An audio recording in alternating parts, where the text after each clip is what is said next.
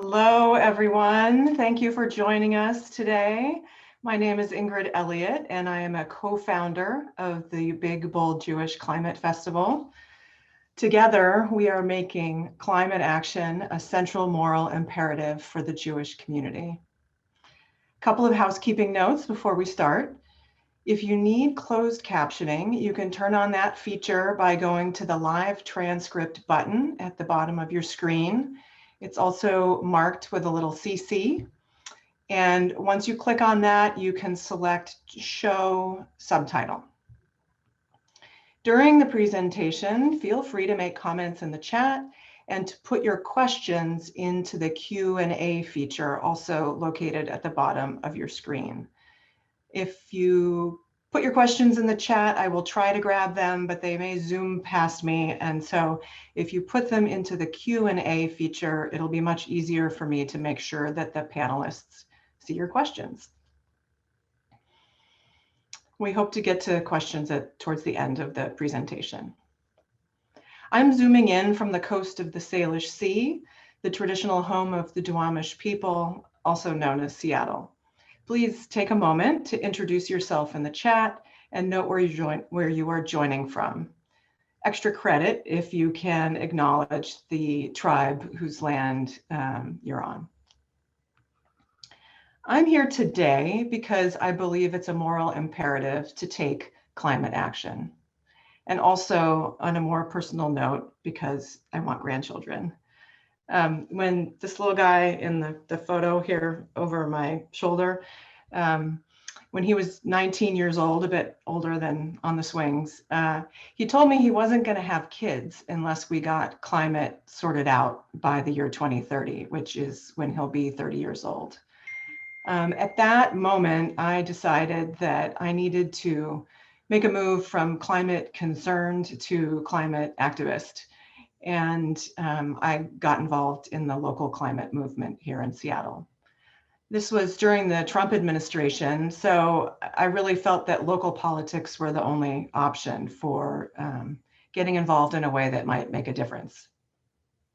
I was also encouraged by the fact that cities use 2/3 of the world's energy and generate 70% of the world's carbon. 70% of our carbon come from cities. So this means that cities are a huge source of our climate trouble, but also integral to climate solutions. It was super exciting to be a part of the campaign for a Green New Deal in Seattle and to be in attendance when council, including one of our panelists, Tammy Morales, voted to approve a Green New Deal resolution in August of 2019. This afternoon, we'll hear from city leaders working to make a difference on climate in not only Seattle, but also in Los Angeles and in New York. Our moderator and discussant is Brad Lander. Brad is a member of the New York City Council, its Jewish Caucus, and he represents the 39th District in Brooklyn. Brad, would you please introduce our panelists and get the conversation rolling?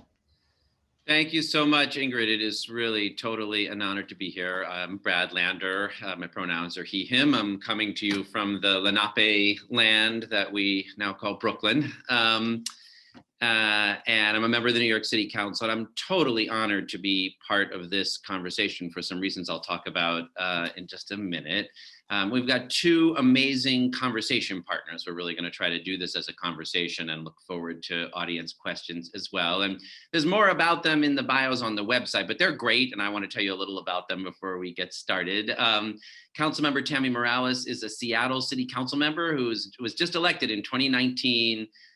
She's trained as a city planner and has spent her career working with frontline communities on local issues from food security to displacement to community-centered development, is a big advocate for the Seattle Green New Deal and for a sustainable future for all her constituents, including her 3 kids. And Aura Vasquez was the youngest person and the first immigrant to serve on the Board of Commissioners of the Los Angeles Department of Water and Power. and she's chair of the Los Angeles Climate Action Committee of the Sierra Club. Ara is a Colombian-born immigrant, a community leader, a renewable energy advisor, somebody who really works to lift up the voices of people who don't often get heard. She designed a campaign that ended the unfair impoundment laws targeting immigrants by police in Orange County, and was instrumental in securing a coal-free Los Angeles by 2025. So we're going to have a great conversation. I want to kick it off by just reflecting part of what makes me so excited to be part of this conversation of the Big Bold Jewish Climate Fest is that the idea of centering climate as the central moral issue of our time and grounding that as a Jewish value both really resonates with me, but also makes me push myself a little bit. You know, my coming into politics and caring about social justice really comes from my Jewish social activism. I was the NYPD Social Action Vice President, the Vice President for the Reform Youth Movement, active in campus Jewish youth groups, a leader with Jews for Racial and Economic Justice here in New York City. But if I'm being honest, at that time, it really was anti-racism, economic justice issues that I think were sort of like the central issues, and climate was a little peripheral to them. You know, we thought about recycling as stewardship of the planet, but not as central a moral issue as I have come to see it, as we have come to see it, and as this conference demands that we come to see it. And so it's interesting to me. My daughter, who's 18. Boy, she sees it as a central Jewish value and the one she is most likely to push me on and hold me accountable for. I've got a great new young rabbi who's all of 30, and she was arrested at Standing Rock as part of the fight against the Dakota Access Pipeline, and coming into a Judaism where it is a central and defining moral issue is really powerful. And so I wonder, I guess, if you could each start us off. Tammy, I'll ask you first, but Aura, you too. Just tell me a little about your journey to climate politics. How'd you get here? Where's that come from? What led you to be a leader on climate justice issues? Sure. Well, thank you. I'm really excited to be here. I was able to participate in the Seattle Fest last year, so I'm excited to have been invited back. I will say that I did not start out as a climate activist, as an environmental activist at all. My training is actually in neighborhood planning. The work that I've done has always been around food security, affordable housing, really trying to increase density in our neighborhoods. And it wasn't until I started talking with some local environmental groups, Got Green, front and centered, are groups here in the Seattle area who really focus on centering racial equity in environmental work. And it was through conversations with them that I began to understand that while I had been talking about my work as building healthy communities, it really is completely connected to building a healthy climate, to building neighborhoods where people can meet not just racial equity, but climate justice and really economic justice as well.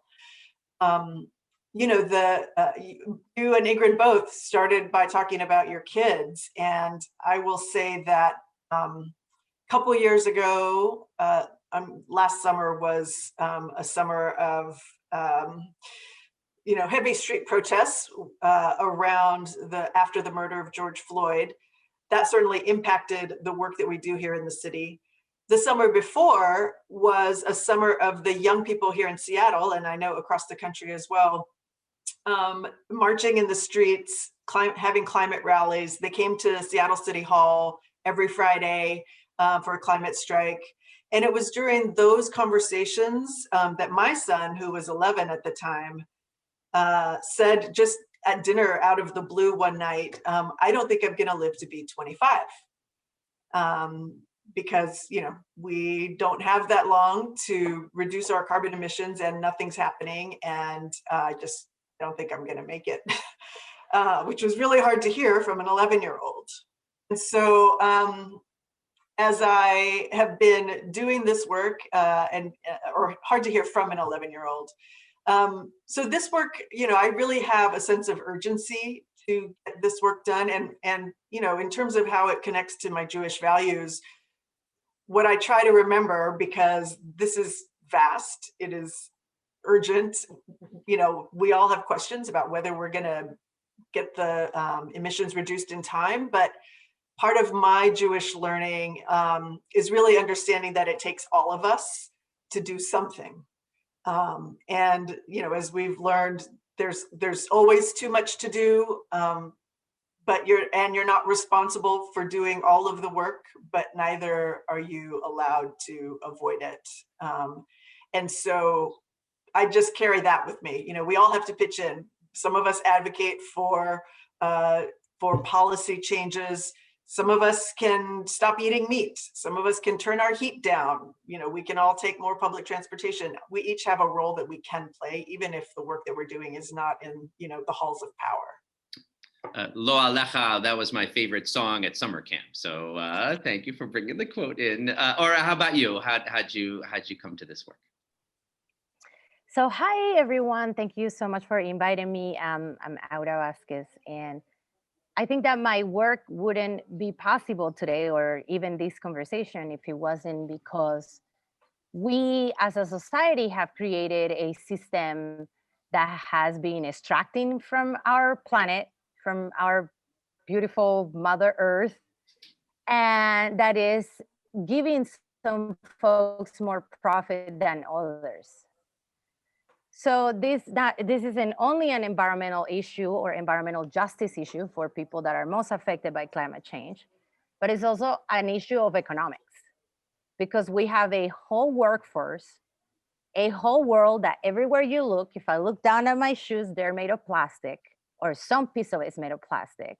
Where if I want to come and visit my grandmother, I have to take a car or a bus, which is preferable, but it's still burning fossil fuel. So this to say that we have a lot of work to do. And my work started when I was 11 years old in Colombia.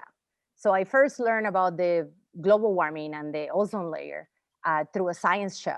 And I really became struck. And this is, you know, I'm not as young as I look.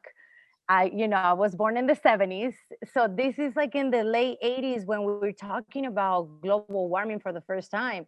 And I just became so perplexed of what I was seeing then. They talked to us, or to me, the little 11-year-old Aura, about, you know, seawater rise level, about how immigration was going to change greatly because of the way that we, you know, continue to emit CO2 and creating a hole in the ozone layer. So that was my very first campaign. And back in those days, you know, the problem was the aerosols. And you remember the big curls and the big hair in the 80s. And banning aerosols, we thought was the solution.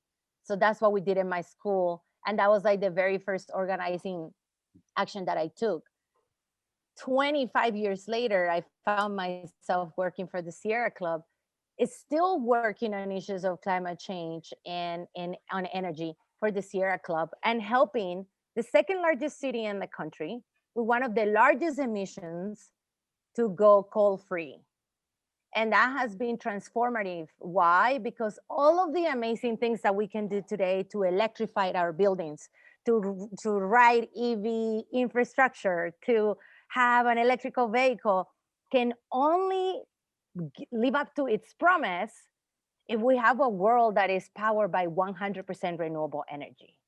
So as the youngest commissioner to the largest publicly owned, the largest municipal owned utility in the world, I set to do that. I set to create programs for renters, for example. So solar for renters. How do we envision bringing everyone with us in a way that is for all of us? And also, you know, pushing Los Angeles to retire their gas plants and really think about ways to bring more renewables and really living up to the idea of giving power back to the people. So, you know, so how in 2021 we can create microgrids where we can be energy independent. And for folks that live in California, I live in Los Angeles, we're very used to seeing fires, wildfire. Now fires come all the time. Now we don't have a set season for, for fire season. Now they just come all the time. So how are we ensuring that we have hospitals in the middle of a pandemic ready to respond to another, urgent situation? And how do we make sure that people can harness energy from their solar power and sell it back to the utility so that they can also be part of the equation? So this is the promise that we're headed towards right now, guys. And we have an administration that is a lot more friendly, that has already put a hold on, on fossil fuel infrastructure in our public lands. They have a mouthful of words, but it's basically they created a climate action task force. So it's very exciting. And I can tell you that this is what it connects me with my own spirituality and my own connection to a higher power.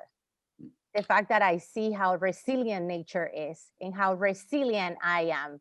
So this is like extremely important to me. And I'm so appreciative of you guys inviting me to share a little bit of my findings and my ideas. Thank you so much. Aura, your energy is infectious, and I'll tell you, we definitely have some Los Angeles folks in this space. Actually, there's a great climate action letter that's dropped in the chat. One of the two authors of whom is Rabbi Sharon Brous from ICAR, a great Los Angeles social justice synagogue. So I want to ask you both about why the local level is the place you do this work. I'm, a city council member. I've been the board chair of this organization, Local Progress, which is the national network of progressive local elected officials. And but there's obviously more attention on climate issues, especially to national politics. We need big change at that scale. So I'm curious, why is the local the right place for you to do this work? What do you love about it? What do you hate about it? This is the cities panel on what cities can do. And we'll talk in a minute about what things are that cities are doing and can do more of. But first, why for each of you is local the right place to do it? Aura, why don't you take this one first? Aura, why don't you take that one first?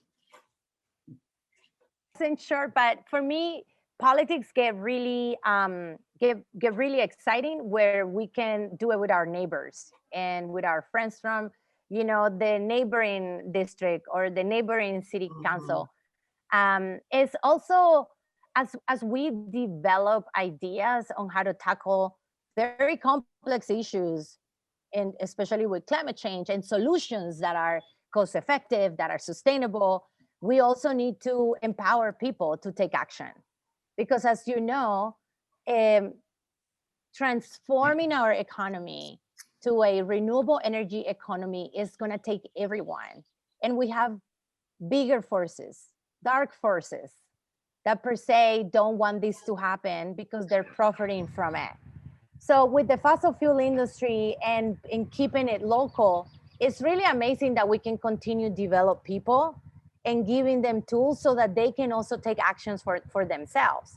But at the city level, you can advocate with your city council member, with your mayor. You can get involved with your utility and create the plan or help shape the plan on how energy is what kind of energy sources are you receiving from your city.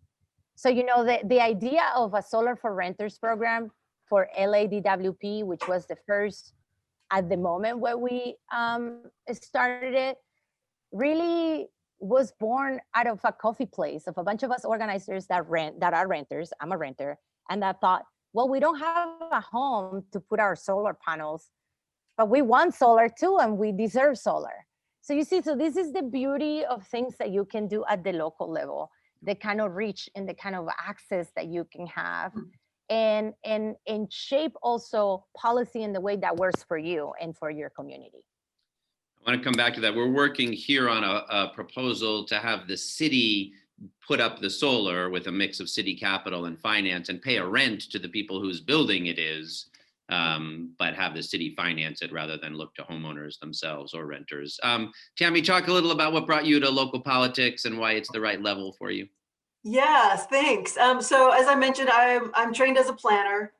So I'm really interested in what's happening at the neighborhood level. And I live in South Seattle. I represent District 2, which is the part of town where there are, it is 70% people of color. 50% of the people in my district don't speak English at home. 27% have household income that is under $25,000. So this is the part of town where, you know, the inequality that we've all been experiencing across the country is really acutely felt in this district. There's been huge displacement happening in this part of town for quite a while. And I got into my race because I wanted to, you know, do what I could to advocate for anti-displacement measures. What I am learning about this district is that because it is a community that has been historically underinvested in, because it is a district that, you know, has been ignored, you know, we have, part of my district is straddles the Duwamish River, which is a super fun site. I have Beacon Hill in my neighborhood, which is a neighborhood that is literally on a hill, and the flight path from the SeaTac airport has been moved so that there is now a plane flying over that neighborhood every 90 seconds. So there's air pollution, noise pollution, you know, people's health is diminishing because of the constant rattling of their brains. And in the Georgetown neighborhood, which is near the Duwamish River, the air and water quality there are such that people cannot fish out of that river anymore to eat, can't even go into the water. You know, children are going for tours and cleanups, but they are advised to make sure they're wearing rubber boots, don't get in the water, don't touch it. And there is actually a 13-year shorter life expectancy for folks who live in that neighborhood than who live in some of the wealthier neighborhoods in our city. So for me, this is an opportunity to really have an acute impact on the health and well-being of the people in this district. And I think that is not something that I could have as acute an impact on if I was working at a different jurisdictional level. So yeah, that's why I'm here. Amen. All right, just to show how local we're keeping it with this panel, I mentioned Rabbi Brous and Ikar and Aura put in the chat that they're neighbors and know each other well. And I see that the other co-author of that letter, Rabbi Rachel Nussbaum, is here with us as well and is a friend of Tammy's. And now that we've done that, I have to give, name check my Rabbi Miriam Grossman, who I don't see in the chat, but I know is part, it's. So what I want to do now is start to move us to some real concrete things on what our cities are doing and what we're pushing for. And I want to try to do this not quite as a lightning round, but I thought it'd be fun if rather than each of us say 4 things our city is doing, let's go one at a time. And we'll just go, we'll go in the order Tammy, Aura, me, and just pick one thing that you're either that you already got accomplished over the last couple of years, like a big win that you were part of, or a big thing you're currently pushing on and setting up to win, and just do one at a time. And we'll just keep going around for as long as that takes us, whatever, describe it. So you can do, 30 seconds, we'll try to each take on one thing at a time. And then we'll kind of come back and see what it adds up to. Sure. Well, I will say that what we are doing right now is looking at changing our energy code in the city of Seattle so that we can reduce or eliminate the use of natural gas in space and water heating. And council is about to take that up in the next couple of weeks or so. All right. That's incredible. So we're working on an ordinance, a county-wide and a city-wide ordinance on electrification. We want all of our new buildings to be solar ready, to be electrical vehicles, EV infrastructure, to have bike racks, to be very friendly to people walking on the sidewalks. But what we don't want is more fossil fuel being plugged to our new buildings. And as we do that, also thinking about how do we phase out the ones that are, prior, that are not, that have already been built. So electrification is really the name of the game now. All right, I'm going to take for my first one the big bold. This is the Big Bold Climate Fest. So I'm going to go with what I think is biggest and boldest first, which is last week the city announced a $4 billion divestment of our pension funds from fossil fuels. It's been in the works a couple of years, and there's more to do, but we're becoming the first big city to do a serious divestment. We divested coal a couple of years ago, but this is a plan to divest the public pension funds, the retirement funds of our municipal workers out of fossil fuels. Tammy. Cool. Well, I will say we are following your lead. So our mayor did write a letter to our employee retirement fund, and it was not very well received. But we're going to keep working on it. Amen. We haven't gotten our cops and firefighters there yet, so we all got a pushing to keep doing. Well, what I will say is that through the budget process last year, we have a Green New Deal oversight board. We had a resolution passed recently or last year to seat a board who will be comprised mostly of people of color to help make investment decisions about how we, address climate change. And through the budget process last year, we passed progressive revenue in the city of Seattle, which has been hard fought. Boy, that was a big fight. We don't have time now to tell about your fight with some of your corporations out there, but props to you on getting it done.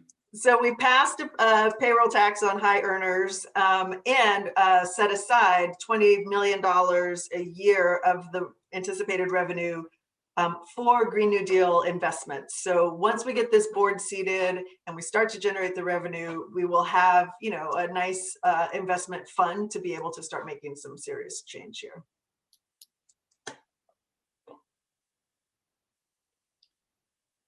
Aura, I said in your bio about your work to make Los Angeles coal-free. What you want to tell us about that one? Yeah, of course. So, so when 10 years ago, when we started looking at the vision of getting Los Angeles to 100% renewables, it seemed so almost absurd. Like we couldn't even envision LA being powered by that much renewable energy. I mean, we want it. That was our vision, but we didn't know how. So the first thing that we tackled was coal, because coal is so bad for so many things. It's bad for climate change. It's bad for your health. And it really, it sets on the majority of the times on indigenous people's reservations, which is like so challenging too. And it brings out that justice part of environmental and climate work. So, back then, and for those of you that, you live in LA, you understand this. LA is a very diverse city, but the environmental movement 10 years ago wasn't really led by people that looked like me. It was a lot of middle-class white people that were very well intended and that wanted to protect the environment. And we saw that legacy of John Muir and, conservationists and such. But there was not a lot of people that were advocating for the things that we wanted that looked like me or that were directly affected by climate change. So first we started really doing this organizing from the bottom up and bringing people in and educating them.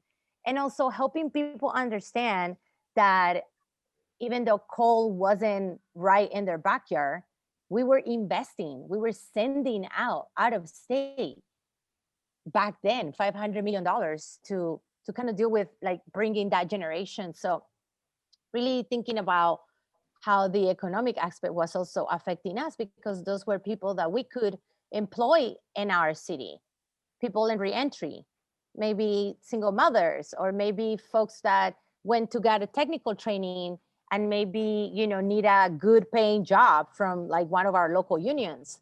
So we started really doing that type of organizing. And then in 2013, we became the first and the largest city to go coal free. We were able to retire the Navajo generating station, which was the largest coal plant in the West, and sitting in the Navajo, reservation. And we were able to retire it. And it's been a lot of really good articles in the recent days about, that transition and how right now in that old coal plant, it sits a solar and a wind farm, and how those employees have been trained on renewable energy and then to do other things. So it's bringing a different kind of economy to the local municipality, even though it's not in Los Angeles. And, we started working with the National Renewable Energy Lab, and they're mapping right now their largest grid in their portfolio and how to turn it into all renewable energy. So it's a very exciting time in Los Angeles. You know, that was, like I said, that was what set the precedent and the stage for us to move forward. And then later helping, you know, retire the 3 coastal gas plants that were also in communities of color in Los Angeles. And now thinking about how we're gonna replace all that energy. So there's a lot more work to do, but it's very exciting to see that all these other byproduct policies are being developed because of these big, like, monumental actions. Here. All right, for my round 2, I'm going to go with a thing that we called the Climate Modernization Act. That was an ambitious bill that we passed that requires all existing buildings, because for New York City, you know, most of our fossil fuel emissions come from our buildings, you know, unlike in most of America where transportation and car pollution is biggest. We're lucky to have good public transit. So buildings are what are our biggest emitters. And it's great to have rules for new buildings, but most of our buildings are already built, and they were built long before those new rules. So we've passed an ambitious set of responsibilities where buildings over 25,000 square feet have obligations with targets at both 2030 and 2050 to dramatically reduce their carbon footprints. And obviously there's a whole range of things they can do, you know, as electrifying, especially swapping out dirty boilers, you know, changing their energy efficiency, buying renewable energy, but they're ambitious targets and they get more progressively aggressive. So, so we're pretty excited about that. We call it the Climate Modernization Act, or sometimes our Green New Deal for New York City. You got one more round? You guys want to go one more round? You have another policy, or should we go to questions from the audience? I think maybe I'll just say, go ahead. I'll just say quickly, one thing that I think was a big win for us last year, you know, especially because of COVID, our public transit ridership was down last year, but between our SDOT, our Department of Transportation, and our City Light Department, partnering with King County Metro to electrify our fleet. So that's been really positive. And last year, people of Seattle just keep voting for more transit. So we did pass a Transportation Benefits District, which is a small increase in sales tax, which I usually try to avoid, but this was really important to be able to allow us to buy more service hours for the folks in Seattle, so that we can, that ridership will be back up soon enough, and we wanted to make sure that we were able to provide that for folks. That's great. And I know LA had a very large bond issue for transportation investment, public transportation investments just a couple of years ago. But before Aura goes, I'm going to shout out our friends in Kansas City, because they are on the precipice of becoming the first American city to make their buses free.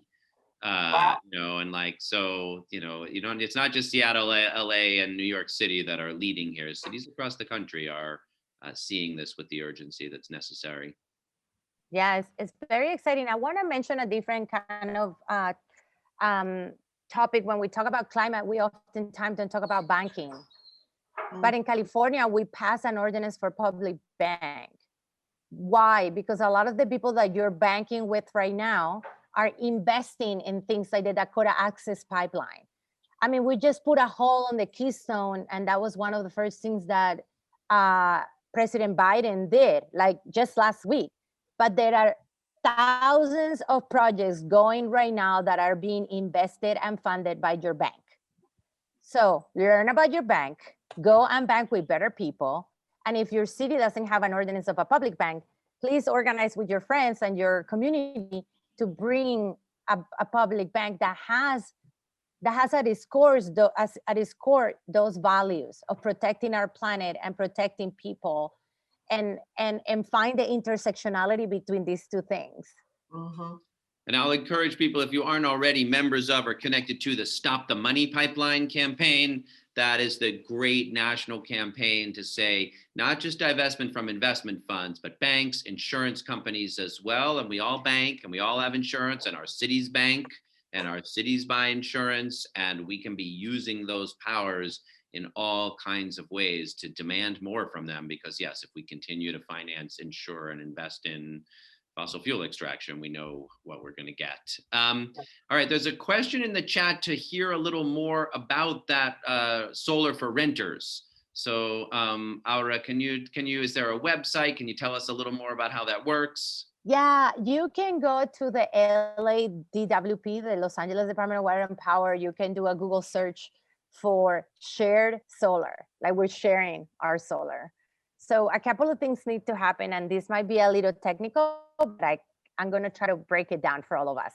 It really is not rocket science. So first, we needed to make sure that when you live in a multi-family home, especially like older, that they all had a meter, right? We all have meters where you know how much electricity you're utilizing instead of your neighbor or the person lives upstairs or in the back. So we needed to do the same thing, but for solar. We needed to do something called the VNEM, the virtual net metering, so that I know how much, energy from the sun I need versus, my neighbor. So that was kind of like the first thing that we needed to do. And that seems easy. It seems to me like it's common sense, like that shouldn't be so hard. Well, it was quite controversial because a lot of building owners didn't want to bear the cost of having to do like a new metering system. Yep. A lot of folks had the idea that the metering system will get them sick, will give them, cancer. There were other folks that were worried about privacy and security, that they thought that these meters were able to listen or gather information and later sell it to, to a company or somebody else. And I don't blame any of these theories, even though that's not what it happened or that's not what it was happening. But eventually when people got more informed, so finally we got to really pass VNEM, virtual net metering. And the first place that we did that was with affordable housing homes. So that was very important for us. We wanted pilot projects, to benefit those communities that couldn't be benefited by renewable energy in the past because they didn't own a rooftop, they didn't have a traditional idea of how do we create it, especially solar. The second thing that we needed was to figure it out, how do you get a landlord to say, okay, you don't have to get the energy from, regular sources, but you can get it from renewables. So that was like another step that we needed kind of to alleviate. So zoning and, like all these rules like city rules. And then finally having an agreement with the utility that you're getting power from solar at a price that was competitive or maybe even better than the price of natural gas, which is like the majority of our portfolio, at least in Los Angeles, is power. But there are so many other models of this out there that are beautiful and that are attainable and that you should be pushing for. There are co-ops where you can actually make money, where it is in the co-op. So that's what I was headed for. But, I only had so much time as a commissioner. So it's one of those things that you start putting all the things together and you see how much we can do together. Yeah. And last year, I actually decided to run for city council in Los Angeles because I really felt that we could do so much. And this is the future. And the future is here. And we need to make sure that we're ready for all of these things that are coming and at the same time protect our environment. Ana, can you talk about some of the places where they're doing it as a co-op? Oakland is one of the places that is doing it as I believe a place in New England. I think it's also doing a co-op. And my friend Jessica Haller, who's running for city council here in New York City, posts in the chat a link to Hazon, where they've got some community solar opportunities. So you can find that in the chat. One thing that I'm working on for a proposal here, I don't know if you know of anybody who's doing this yet. So I have rooftop solar on my house, and there's all the challenges of net metering. And I was able to take advantage of the tax subsidies that exist and make it work. But we're not close to going to scale one home at a time. I like the idea that Saul Griffiths has for climate loans that make it as easy for homeowners to do as to get a mortgage. And obviously, both community programs and virtual net metering will be essential. But one thought I had is that to the extent that there's still some investment up front, cities could use our city capital dollars, just like we use city capital to pave our roads and invest in our schools and build things sometimes that have a return, like economic development projects, but some things that don't. And the city could invest itself as an owner of the solar, pay a rent to the people whose building it's on. That would be especially good for affordable housing, because the city could pay to put it up using city capital, pay a rent to the folks who own the building, whether they're homeowners or manufacturers or affordable housing. And then the city's become a clean energy, municipally owned utility that then is going to have to negotiate hard with our power providers, because they're going to try to fleece us, but we'd be in a strong position to do it. I wonder if anybody, you know, have you seen any cities doing that, or maybe that's the next thing for us to work on together. Are you referring to microgrids? Well, there's a microgrid. I mean, you could do this as a microgrid, but you could just do this where your city owned the solar. Right. It's like there's that Sunrun is a private version of this, but Sunrun is a private company. They'll do everything I just said, but then they own the solar. I don't see any reason why our cities couldn't essentially be like a municipal version of Sunrun. And the beauty is, if you finance a chunk of it with city general obligation debt within the capacity your city has, you know, it's infrastructure, and, you know, our roads, we don't get paid back when we invest city capital in infrastructure. Here you would get paid. Yeah, you would get paid back. So I believe the city of Lancaster is a desert city in California. They went all full rooftop solar, 100% rooftop solar. And they worked out a public-private partnership with, in those days, Solar City, which is Tesla basically today. So they were the first city I ever knew to go all rooftop solar, 100%. So maybe, but I agree with you. I think the challenge in Los Angeles has been that we're asking our utility to do business a little bit differently. And even though LADWP is a publicly owned utility, it's a municipal owned utility, we all own it, it's hard to get them to really understand or to really or to really envision a different way on how does that look like for the public, so that they can also be investors and not just receivers.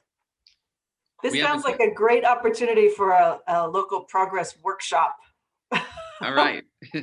Tammy, there's a question in the chat from something that you began with, which was about some of the health and safety aviation data, and kind of where that came from, and what you're, you know, sort of what you're doing on that front. So that is mostly a conversation that we're having with the Puget Sound Clean Air Agency. You know, in addition to city council members sit on lots of other boards. So I sit on the Puget Sound Regional Council, and they are working with the port on some of these issues. So it is kind of a multi-jurisdictional question, and my constituents in Beacon Hill are really pushing for additional information and just for an acknowledgement that this is problematic. The flight path was changed in the last year or so, and so there's been a dramatic increase in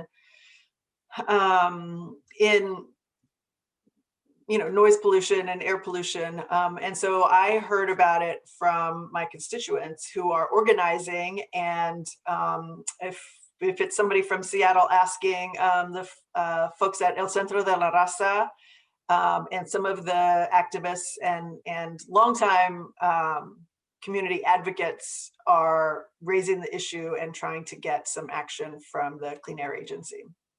That's great. That's great. All right, so Sean Landress, masquerading as Joshua Avedon in the Q&A, asks a question that we could have a whole multiple number of panels on. But so I hesitate to even throw it out there, but it's such an important question. I'm going to go ahead. And that's about infill housing and development of housing in our cities. And I think we're all confronting this challenge, which is like, On the one hand, we know we don't want exurban development. We need development in cities well served by transit. And yet, on the flip side, gentrification has rightly made a lot of our residents fearful of displacement from new development. And so every one of these things is a fight, with it perceived that the sort of YIMBY side is environmental, except that we care deeply about protecting people in our communities from displacement and want just development, which is really hard to get. So again, this could be like a 3-hour panel and we wouldn't answer it, but talk a little bit about how you're confronting the housing climate, infill development, sustainable development, gentrification challenges, which I know are in Seattle, LA, and New York City for sure. Yeah, well, I'll start. Yeah, it's huge. Especially as I was saying before, the district that I represent is the district that is experiencing really, our planning commission has identified our district as the area at greatest risk of displacement with the lowest economic opportunity. And so part of what we're doing as a city is using those sorts of grids and as a decision-making tree to think about how do we focus equitable development. So we do have an equitable development initiative that is really targeted at anti-displacement strategies that will allow us to build and invest in communities that have been historically underinvested, but that also mitigate and try to keep people in our communities. So we just, in the last, I think 2 years ago, passed, maybe it was last year, community preference, so that as development happens, we are able to make sure that the folks who are pushed out of a building because it's being redeveloped get the first opportunity to come back. We're doing that with some of our small businesses as well. And I will say in the city of Seattle, depending on who you talk to, the number varies, but between 60 and 80% of our land is zoned single family, which makes it extraordinarily difficult to increase housing stock in the city. And that is certainly contributing to the affordability problem and is part of also why people are getting pushed out. So we have a lot of work to do to address our zoning issues, to make sure that neighborhoods that had been historically redlined, those are the people who are continuing to get pushed out. So we have to try to unwind the policies that have led to that so that people don't have to keep moving further and further away as they look for affordability. And the last thing I'll say is that we also now have a neighborhood in the city that is seeking national landmark status, in my mind, as a workaround to be able to preserve their single family zoning. And so, the fear that we're starting to hear now is that people are using that sort of landmark status as the new redlining. So we have to be really careful about the things that we are allowing to happen for the sake of, preservation, and that it is not in fact just another way to continue to exclude people. Yeah, so in Los Angeles, it's also extremely difficult. Real estate is very expensive. And this is when I feel like we need to bring the intersectional conversation of the money and politics. In Los Angeles, developers really own our political, system. They're the ones that invest greatly on getting folks elected. And I feel that housing paired with good transit can really work. It's just that in the way that has been, at least in Los Angeles, planned out in the past, has actually displaced folks from their own communities. So, a couple of simple tips. If people in the area cannot afford it, so the city council members shouldn't approve it. That doesn't seem so hard for me to understand. It's not a very complex idea. It's very simple. So, but how do you do that in order to accomplish having housing so people don't have to drive far away also, and that's also emissions, which is not great either.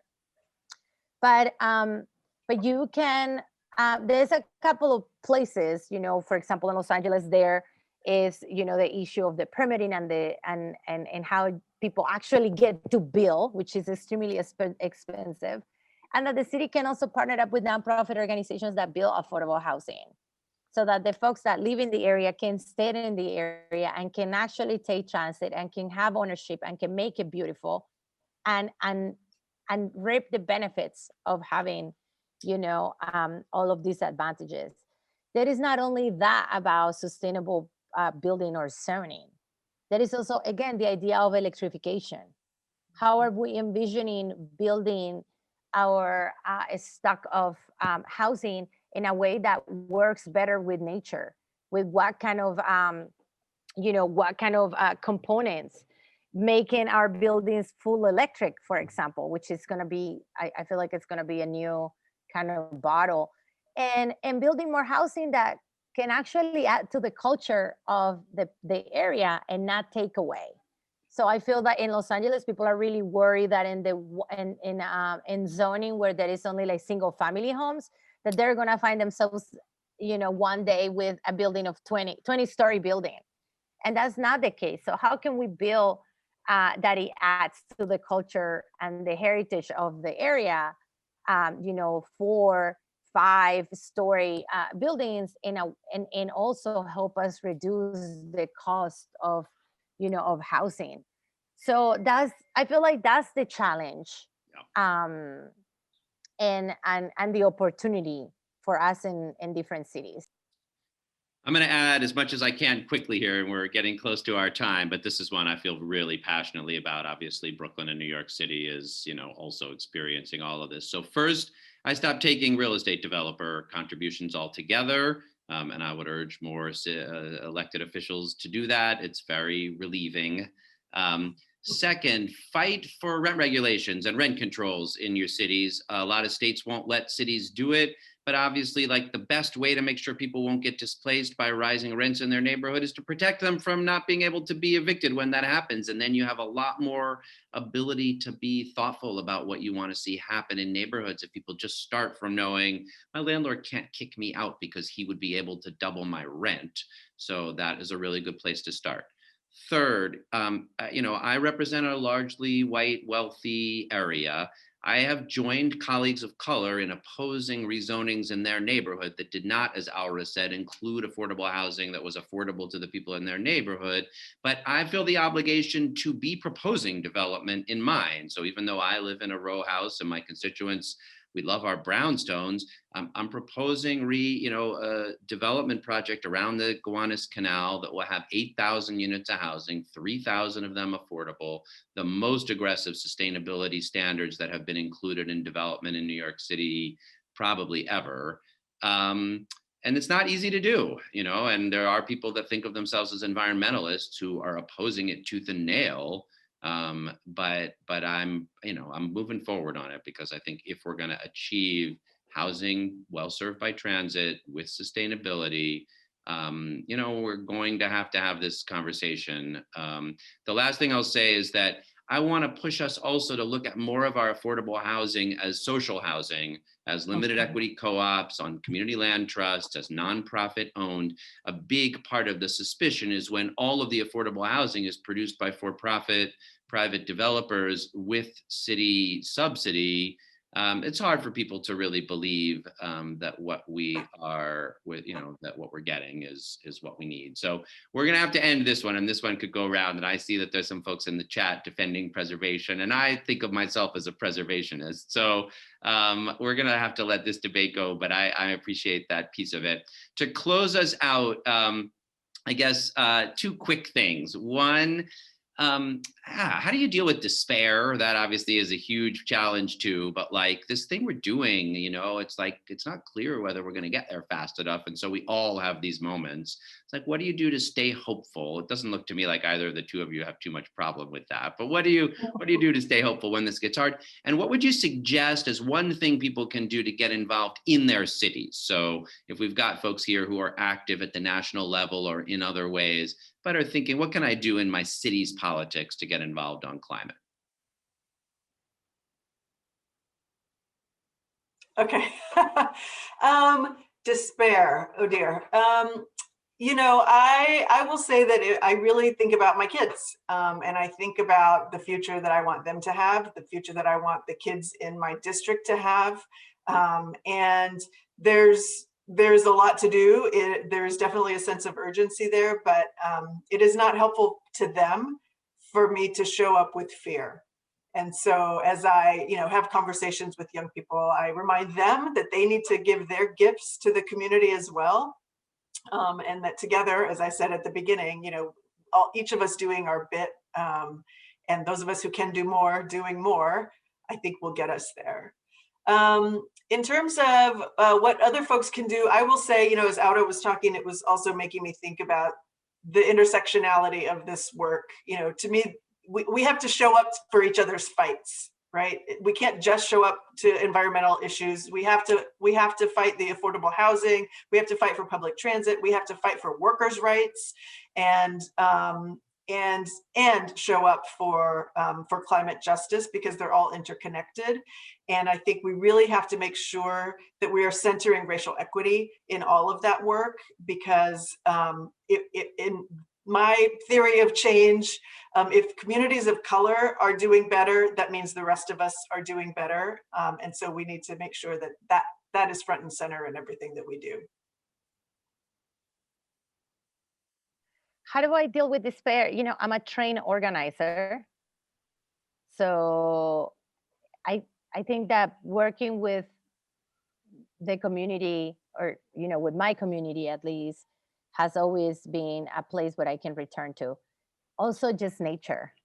When I go out trekking, hiking, when I go out to a park, when I just stand around and look that there is a tree thriving in a jungle of concrete, it really reminds me that I have really nothing to complain about. And that there are forces that are really working hard to survive. And that the last thing that I can do, the minimum that we can all do, is to do our part to make sure that we protect our environment and our planet. And that is also has a little bit of support, not just for the trees, but also for us that live here, that need to bear with, the extreme temperature, the raising of the oceans and such, and the superstorms nowadays. So I just go back to nature when I see myself in despair. Amen. I really want to plead with people on this call as I close us out and hand it back over to Ingrid to get involved in politics at the local level. It's extraordinary how much impact you can have. It was a few dozen young people in New York City that launched the campaign that got plastic bags banned.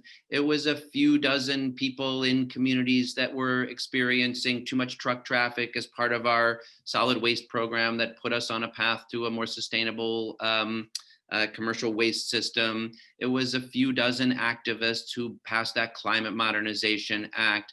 And it's so rare at a community board in a debate over one of these development projects to have people showing up with climate values first, and we need more of you there. So it's you really can have your voice heard at the local level.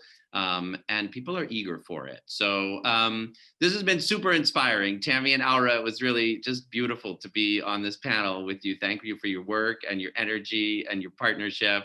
I'm going to hand it back to Ingrid to talk about what all of us can do to build from this panel and from this festival from here. Wonderful. Thank you so much, Brad and Tammy and Auda. I really appreciate the rich conversation that we've had today. And I love this little glimpse that we've gotten of Brad as a nifty leader, turned New York City leader, and Auda went from fighting aerosols and hairspray to fighting coal. It's really, remarkable how some of these things that seem like smaller projects or personal projects or just for your school or just for your community can be the pathway to bigger, more transformational leadership and change. So I would like to ask everyone to roll up their sleeves and make a change that feels comfortable for you. Wherever you are in thinking about climate in your life or in your community, there are lots of ways to get involved. So the Big Bold Jewish Climate Fest has curated some action steps to make it easy for folks to lean in. And I'm going to share a little bit with you all about that now. You should see a link in the chat to the Big Bold Jewish Climate Fest Take Action page. I invite you to go to that link right now while I describe some of the options that are there available to you. There are three main sort of ways that you can take action that we've gathered together. Number one would be to add your name to our letter to President Biden and to Congress, asking them to take 7 bold climate actions in their first 100 days in office. And this includes legislation investing in clean energy jobs and environmental justice. Festival lead partner Dainu will deliver the signatures directly to Biden's team and also to members of Congress. So that's a great opportunity for transformational change at the national level. We've seen that start with the really exciting executive orders this week, and we want to encourage legislation that will make some of those policies permanent and enduring. Number two, Hazon has gathered together some individual actions that you can take in your personal life. You can engage in their Brit Hazon program to make personal change over the next 6 weeks. So check out the Hazon Commit to Change link. And number three, this really circles back to what's been a theme of our panel today, which is that when you show up and lead with your climate values and your Jewish values or your other faith-based values, you can really get attention from elected officials and make a difference. So get your community involved, gather some friends or folks from your congregation and work together to make a difference. Whether you're in middle school or the president of an organization, there's a lot you can do, and you can find ideas and resources at the Festival Take Action page. And I'll just note that one of those community-based ways of making a difference and for organizing within Jewish communities is to create a Dainu circle. Now, Dainu is largely focused on federal action, which is super important, and we have compelling opportunities right now. But you can also use Dainu circles to work on local campaigns. And organizations like 350.org, Sierra Club, and Interfaith Power and Light can all be great resources for local climate action.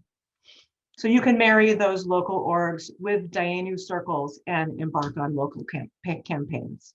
So I invite you to learn more about Dainu circles at the Take Action page linked in the chat. So normally I would pause here and give you a moment to do that, but I'm going to trust you all to just click on that link now, choose one of those links that speaks to you, click on it from the chat, because when we close, the chat's going to disappear and you're going to lose the link. It is on the Take Action page on the festival website, but just click on it now so that it's up. And before you get up from your Zoom chair, take a moment to take action so that together as a community, we can move the needle together on climate. So working together, we can create a healthier climate and a sustainable future for our community, our children, our grandchildren. I'll point out that this is the second to last event on the main stage of the Big Bold Jewish Climate Fest. It has been a whirlwind 5 days. I hope you've enjoyed it as much as I have. The last panel starts at 4 o'clock Pacific, 7 o'clock Eastern. It is an inspirational panel of youth leaders. So I highly recommend you get up, stretch, get a snack, and find a young person in your life and come back in 25 minutes and check out the Future of Climate conversation with youth who founded a movement.